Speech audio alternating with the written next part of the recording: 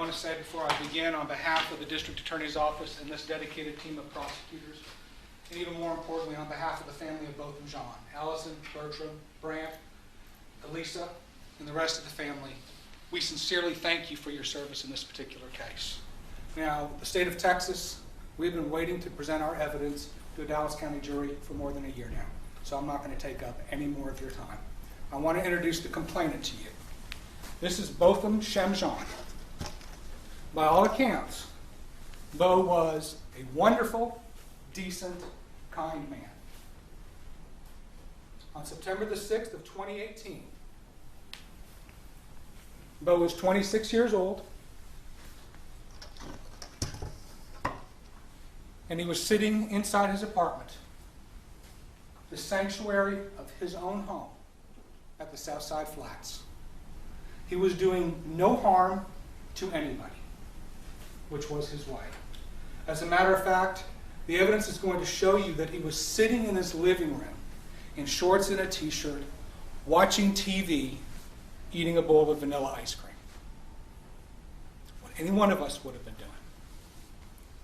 When all of a sudden, Amber Guyger comes through his front door, uninvited. The light from the hallway must have flooded his apartment. The noise from the door must have scared him to death. As Bo was trying to get up off the couch to find out what this intruder is doing coming into his home, she's leveling off her gun, having acquired her target, and she shoots at him twice. No opportunity for de-escalation. No opportunity for him to surrender. Bang, bang, rapid, double tap. One of these bullets, we don't know which one hit him. We know there were two shots. One of them landed where it was aimed. The other one goes past Bo, goes through his back wall, and into the darkness of the city behind. Thank God nobody else was hurt, because it's all residential behind there. The other bullet takes a very remarkable downward course, which is going to be indicative of the trajectory, and that's going to be very important. Hits Bo in the chest just above his left nipple. The path of that bullet goes down into his heart, does absolutely devastating damage. Goes through his lung, goes through his stomach, goes through his intestine, until it finally comes to a rest in what's called the psoas muscle, which is halfway between his stomach and his back, in a dense pack of muscle. This path is very revealing because it is consistent with the fact that Bo was getting up from his seated position and facing the door as Amber Guyger was coming into his home. The only other reasonable position that would explain that kind of a path is equally as innocuous for Bo. It would place him in a cowering position, hiding behind a 3-foot wall, a few feet in front of him, that separated him from the shooter. Now, the effect of this bullet was catastrophic. Bo had, as in medical examiner parlance, had a couple of steps of purposeful movement left in his body before he fell to the ground. And there he lay, on his back, in his home, bleeding to death, alone with his killer.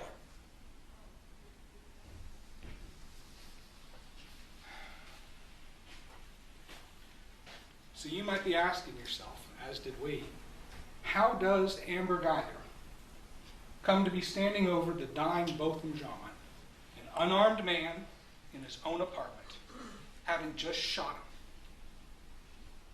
Well, in order for us to get that answer, we began to work right away, reconstructing her day on September the 6th.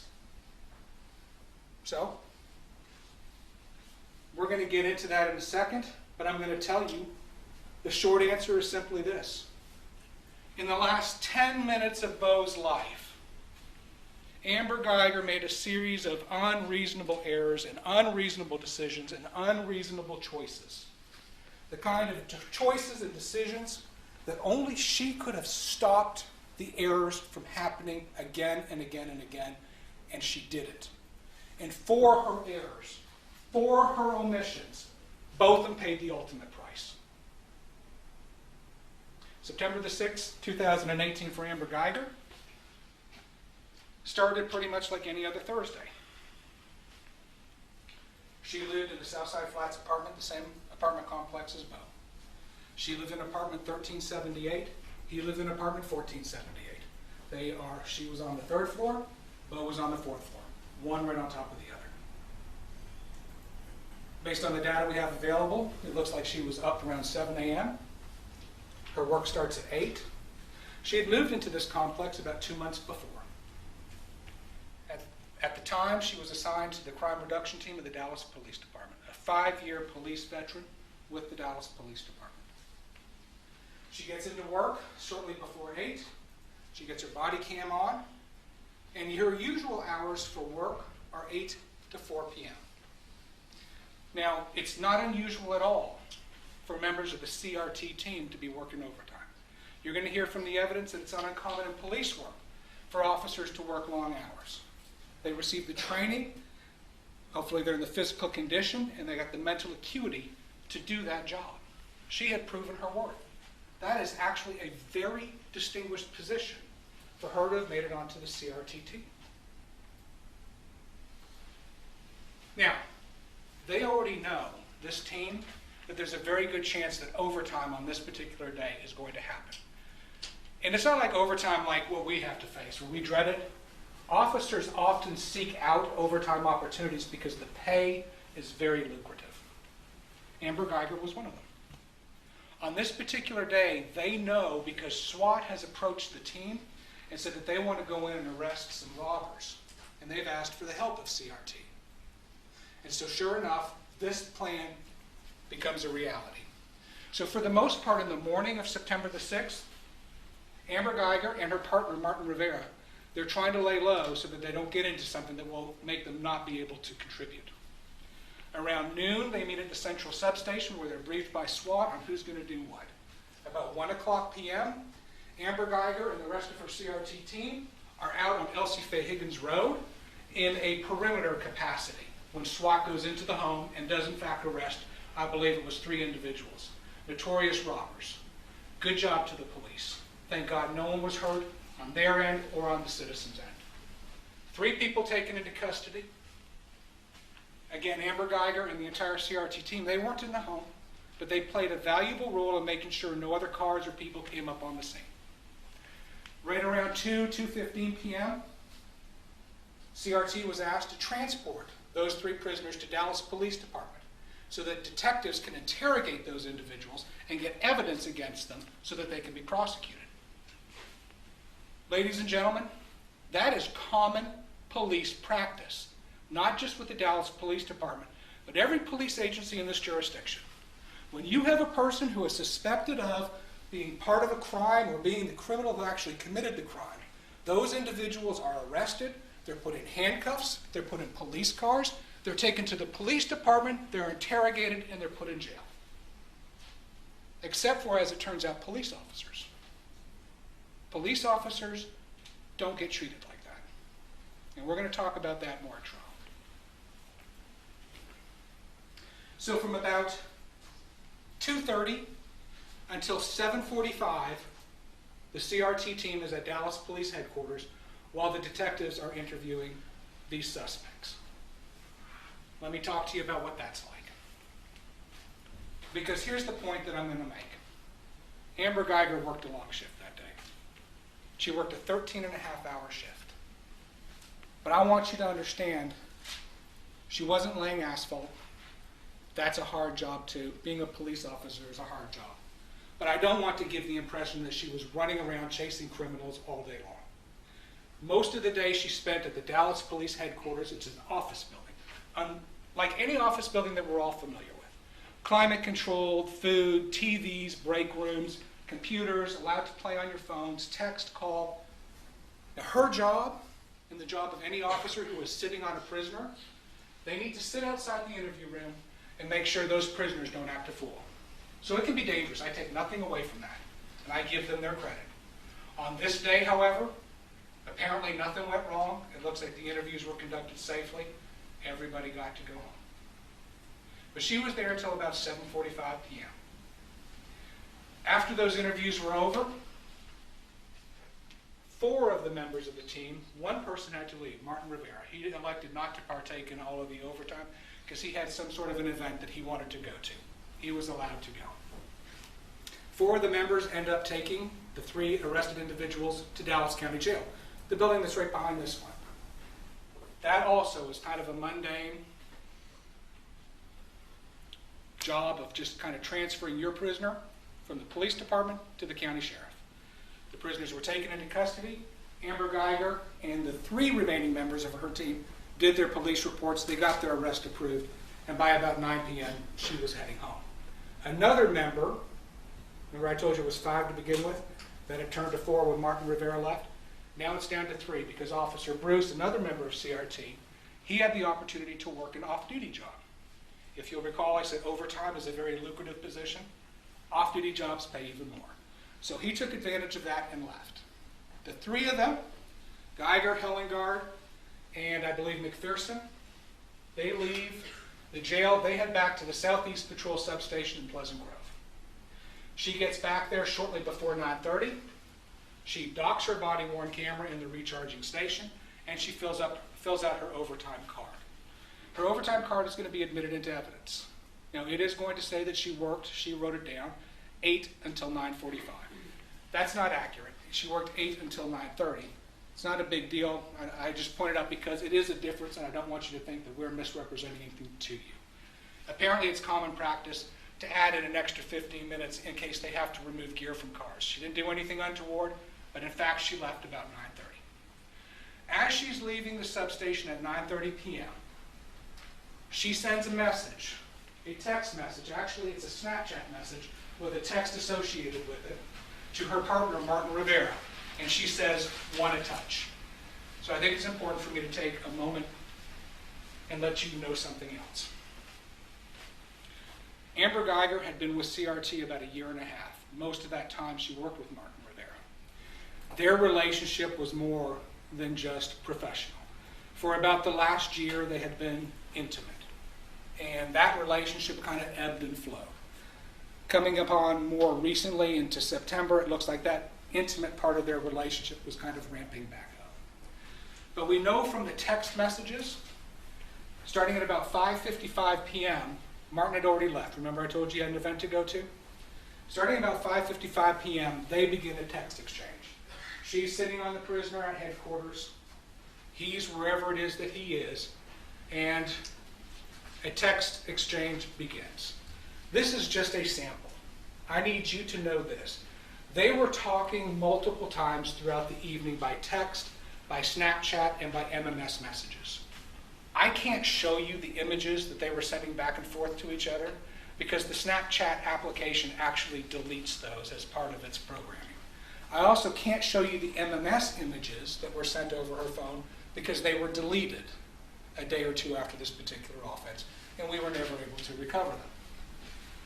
But here's a select portion because I think it's very important for you folks to know that after a 13.5-hour shift, Amber Guyger did not have plans just to go home and crash or take it easy. There were plans that particular evening. Plans that were hatched about 5:55 between her and Martin Rivera. He writes to her, "When can I come over?" She replies, "You can come over after this." Referring to an image that had come across earlier. She indicates to him, "Super horny today too." He replies, "Me too." Then there were a bunch of other conversations going on throughout the night. He was checking in with her every 1.5 hours, and then she lets him know at 9:29:06. She sends him a text letting him know that she's barely walking out of the police station, followed by this indication, "Do you want to touch?" All right. By implication, clearly, we believe that there was some event, some date, whatever you want to call it, planned for after this call was over, based on their conversation that was exchanged with text. At 9:38 p.m., Martin Rivera calls Amber Guyger's phone, and they begin a 16-minute and 44-second telephone conversation. She is talking to Martin Rivera on the phone. from the substation all the way till she gets to her apartment complex, and even while she parks in the garage. She actually goes into the garage, a controlled, gated environment, and we know that she actually pulls over. She doesn't go and park. Whatever the conversation was with her and Martin Rivera required her to pull off the lane of traffic in her parking garage and give him full attention. Maybe she had to write something down. Maybe it was an intense conversation. What we know is that she pulled off. Now, Martin Rivera recalls this conversation simply being about her filling him in on the details of what happened after he left. All right? That's what he recalls it being. I submit to you there was something much more about that conversation. Because prior to that conversation, Amber Guyger was able to effectively do her job all the way until she left. When she got to the police station, she was able to effectively put her body cam up. She was effectively able to put in her overtime card. She was effectively able to get into her car, drive away, carry on a conversation, find her way home, take her gear in, put her gear out. She was operating like a normal person. After this conversation with Martin Rivera, there is a marked difference. That conversation ends at 9:55:21. At this point here, she gets back into the lane of traffic. But what's important, so I'm fixing to go through some of the stuff that happens in a short period of time after that. At 9:55:21, Botham has less than 3 minutes and 44 seconds to live. What happens in this 3 minutes and 44 seconds? Amber Guyger fails to park on the floor that she's supposed to. She drives up to the 4th floor, and she parks there instead. That can happen. And I'm going to tell you, folks, I'm not trying to be nitpicky. Any number of these things in isolation can be explained. It's the cumulative total and the comparison of her respective attentiveness before and after this call. She parks on the wrong floor. She actually backs into a parking spot in the parking garage on the 4th floor. From her vantage point where she is parked, all the way until she gets out of her truck, she drives a white Dodge pickup truck, and all the way forward until she walks into a skyway that connects to the apartment complex itself, you can see it's an open air garage. You can see the elevation 180 degrees around. You can see the roof line of the apartment complex that you don't see from the 3rd floor. It is a completely different perspective. She fails to recognize that. Just like she fails to recognize that she's parked on the 4th floor. She then enters, she goes past a skyway that is also open right to her left and right, where she could look if she chose to, either side, and see, this isn't right. She either doesn't do that, or it doesn't register either. She has a key fob that will allow her access to anywhere in the apartment complex. She uses that to walk into the 4th floor hallway. She has to go down 2 very long hallways now in order to get to what she thinks is her apartment. But in fact, she's walking towards Bo. It's a long walk. For someone as young and fit as her, maybe a minute or two. But a minute or two is actually a long time for you to keep on missing repeatedly obvious signs that something is not right. She walks past 16 different apartments and fails to register the number 4 on any single one of them. Next to the door at this apartment complex, there's a lighted sign. And on the lighted sign is the apartment number. It's a little bit different than most apartments. Everyone that I've lived in growing up, they always have the numbers on the door. But she lived there for 2 months. She knew where the apartment numbers were located. And she walked past 16 of those without recognizing. Well, maybe the explanation for that is she doesn't look straight ahead when she's walking. Maybe she looks down. All right? There are floor mat differences. Not major, but enough that you would notice that something isn't right. As she gets to the end of the 1st hallway, there's a sharp left turn. On the 3rd floor, Miss Bly, a neighbor of hers, who lives in that corner apartment, she's got this really pretty decorative planter. It's big. It's tall. It's obvious. at least twice a day, you would think, for the last 2 months, Amber Guyger has walked past that decorative urn. And on this particular evening, it's not there because she's on the wrong floor. Doesn't register. Whatever is on her mind after that conversation has consumed her attention entirely. And she's missing obvious things. She then goes down the rest of the hallway because then she turns left. And she's walking up on Beau's apartment, 1478. And this is the one I really want y'all to hear. Amber Guyger has no floor mat in front of her door. Amber Guyger has nothing but the concrete floor. Gray, concrete floor that looks like the rest of the floor. Botham Jean wanted his apartment to be very noticeable. And he took steps to make sure that happened. In front of Botham's apartment is this extremely obvious bright red floor mat. Right in front of his door. I want to reiterate. Amber Guyger had no floor mat. She walked right up and stepped on top of this as she entered and placed her key fob into the deadbolt lock of Botham Jean's home.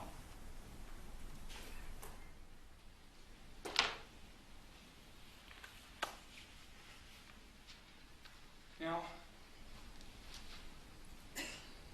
unfortunately for Beau, it would seem that he didn't lock his door when he got home that night. We even recognize that it is a possibility that that heavy metal door, when it shut, hit the plate and may have not actually seated, so that you could actually just push the door open. But we know for a fact he didn't lock the door. Not that he should have to, but on this particular occasion, it sure would have been good had he done it. Now, one of two things happened. Either Amber Guyger immediately assumed that there was an intruder inside what she thought was her apartment, and she decided to go in and engage. Or number two, she completely failed to recognize the reality that she locked her door that morning, and like everything else, she just keeps on going on, missing all these clues. And she enters into Beau's apartment. Once she enters into Beau's apartment, and she sees him, because she definitely saw him because she shot him exactly where she's trained to shoot an individual. Either she thought there was an intruder before, or once she recognized there was what she thought was an intruder after she entered, she departed from her training and her orders as a Dallas Police Department police officer. Their orders and her training are that if you come across a person that is inside of a habitation, like a burglar, if you have the opportunity to safely do so, you are to take a position of cover and concealment and contain that individual and call for backup. These rules are made and designed primarily because that maximizes the safety of the police officer. Incidentally, it also maximizes the safety of the person on the other side of the door. She didn't do that. She makes entry into Beau's apartment. Either she shot him so quickly that she wasn't able to perceive, or she continued to not perceive the fact that his apartment is decorated very differently than hers. She has a huge table, like a half table, I would call it a baker's rack, that is right in her line of sight as that door opens. Beau has nothing like that. God bless Beau, but he was messy. His apartment was cluttered, the whole cabinet, the kitchen counter, covered with stuff. Hers is very neat. And it's not just the sensory details that she's failing to notice unreasonably. She's missing other sensory clues as well. Beau smoked marijuana. His sister's going to talk about why. He does it in his home. His home smells of marijuana. Hers presumably doesn't. She fails to recognize that. All of these things that she's aware of She just doesn't let them get here. And that failure cost Bo his life. So now Bo is lying, bleeding to death on his floor. She shot him. She calls 911. I'm going to play that 911 call for you. And initially, I felt sympathy for her. And you may too. That's fine. Understand this. You're hearing one side of the story. And you're hearing an unchallenged story. But I think that 911 call is going to be important. Because I think when you listen critically to what she is saying, you are going to hear that she is as concerned or more concerned about how this is going to affect her than this poor guy on the floor next to her. I think this 911 call is going to do two other things that are vitally important. Number one, there had not yet been an opportunity for her to embellish her story. It was too fast. There had not yet been an opportunity for her to think of how I can state what happened in better light for me. And in that 911 call, she tells the call taker exactly why she shot both of them. She said, I shot a guy thinking it was my apartment.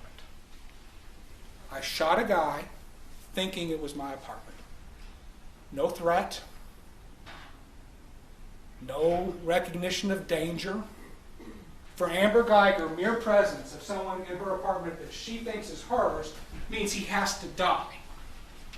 And she executed that plan perfectly. She doesn't one time say, he was coming at me. She doesn't one time say, he had a weapon.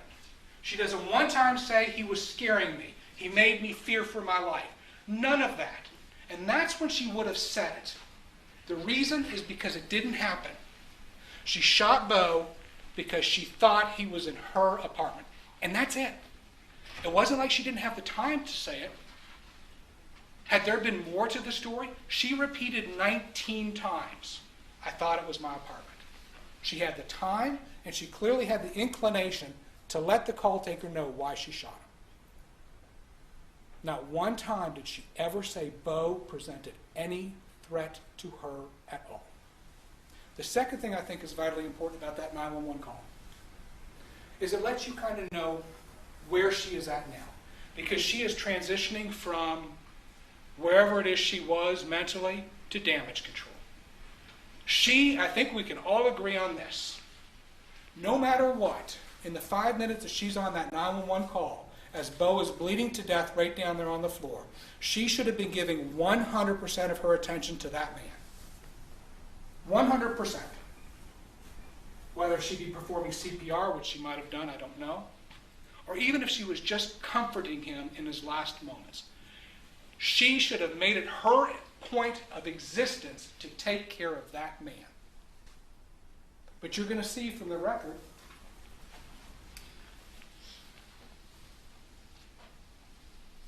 that at 10:02 p.m., while she's on the phone with 911, while she's in the room alone with both of them, she decides to send text messages to her partner. She writes to her partner, I need you, hurry, at 10:02:25. And then again, she gets the phone, manipulates in such a way so she can send another text to Martin Rivera at 10:03:03 saying, I fucked up. This is Amber Guyger thinking about herself. We also know that when the first responding police officers got there, Amber Guyger wasn't inside taking care of Bo. She was outside in the hallway waiting on them. She left that poor man alone in his apartment in his final moments. Incidentally, all of these texts I've shown you, and a whole lot more, were deleted off of her phone in the day or two after this offense was committed. It was only because we acted so quickly that we were able to preserve this bit of information to show you. Ladies and gentlemen, when we're done this trial, it is my hope and I have the conviction that we are going to have proven this case to you beyond a reasonable doubt. That on September the 6th of 2018, Amber Guyger shot an unarmed man in his home who was doing no harm to anybody. And there will be nothing in law that you will find that justifies her in doing this. When that is the case, the state of Texas is entitled to a verdict of guilty. Because for this kind of crime, there must be a consequence.